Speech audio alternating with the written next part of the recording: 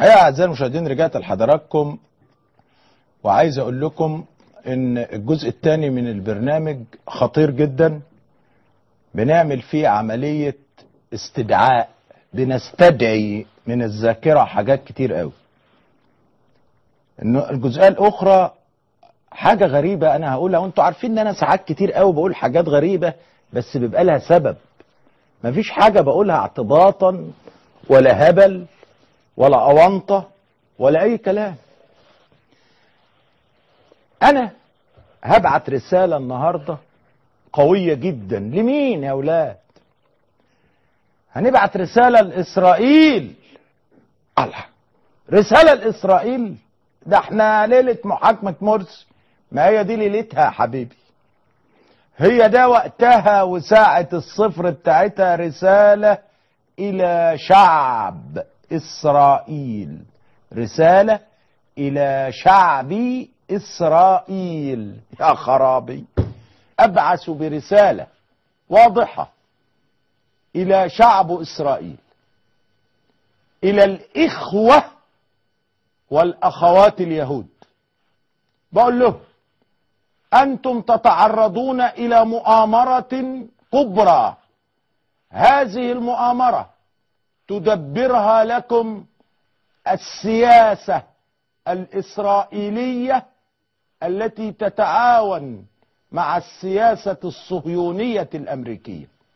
كيف يأتون يتآمرون على الشعب الإسرائيلي، يتآمرون عليكم أيها اليهود، يتآمرون على السكالى الذين فقدوا أبنائهم، يتآمرون على كل من هو إسرائيلي يعيش في تل أبيب، يعيش في الأراضي الإسرائيلية، يتآمرون عليكم. ولا أعرف لماذا هؤلاء، ولا أعرف ما يريدون، إنما هي المؤامرة. يتحدثون عن أمن إسرائيل ويتحدثون أمامكم في كل وسائل الإعلام يا شعب إسرائيل عن أمن إسرائيل، بينما الواقع أنهم لا يريدوا أمن إسرائيل ولا يعملوا على أمن إسرائيل. لماذا؟ هو ده اللي أنا هشرحه لكم يا شعب إسرائيل على السبورة دلوقتي. هي دي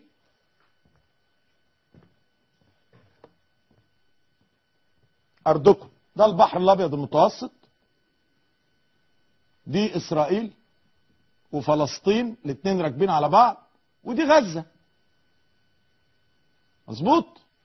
طيب، عندما تأتي المخابرات الأمريكية بالتعاون مع المخابرات بتاعتكم الموساد، وبالتعاون مع المخابرات الإنجليزية والفرنسية والألمانية، ويقوموا بنقل الإرهاب إلى سوريا،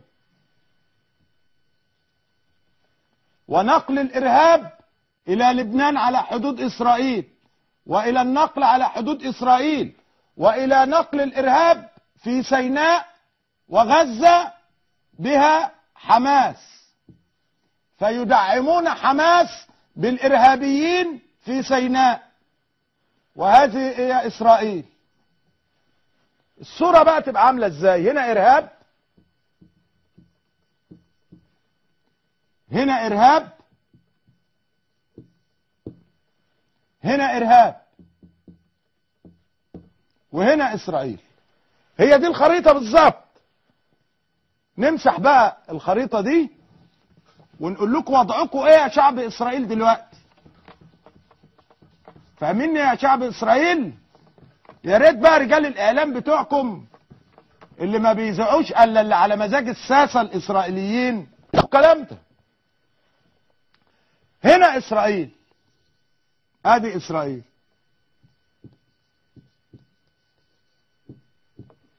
كويس؟ هنا إرهاب،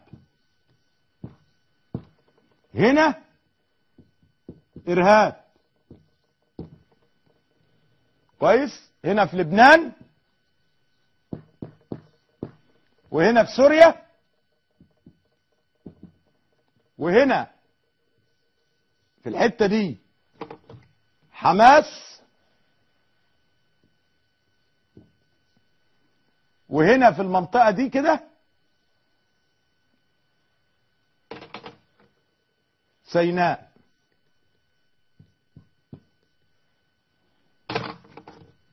إرهاب مرتبط بإرهاب، هنا تاني إرهاب. أدا 1 2 3. محاصرة إسرائيل. إسرائيل محاصرة دلوقتي بكل نقط الإرهاب دي، بكل نقط الإرهاب دي. وهنا إسرائيل اهي.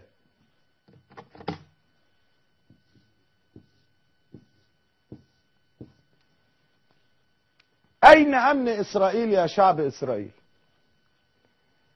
أين أمن إسرائيل والقيادات السياسية في إسرائيل بتنصب على الشعب وتقول له أن الخيار الاستراتيجي للسياسة الإسرائيلية أمن إسرائيل، بينما المخابرات الإسرائيلية الموساد بالاشتراك مع المخابرات الأمريكية CIA، بالاشتراك مع المخابرات الإنجليزية MI6، بالاشتراك مع المخابرات الفرنسية، قاموا بنقل الإرهابيين إلى سيناء وسوريا ولبنان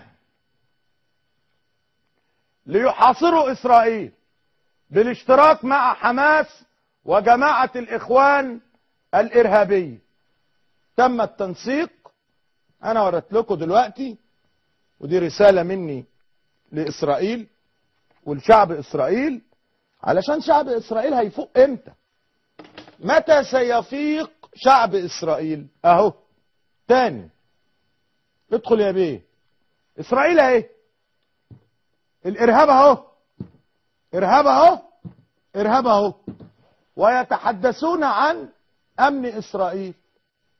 كيف يكون لإسرائيل أمن يا شعب؟ يا شعب إسرائيل، أنت مغيب؟ أنت مش فاهم؟ أنت مضحوك عليك؟ أوباما بينصب عليك وبيقول لك الخيار الاستراتيجي لأمريكا في الشرق الأوسط أمن إسرائيل، بينما هو ينقل الإرهاب لكي يحيط بإسرائيل. يعني عملية مش مفهومة. ممكن انتوا تفهموها بمعرفتكم او ممكن تعرفوها، يا ريت يا ريت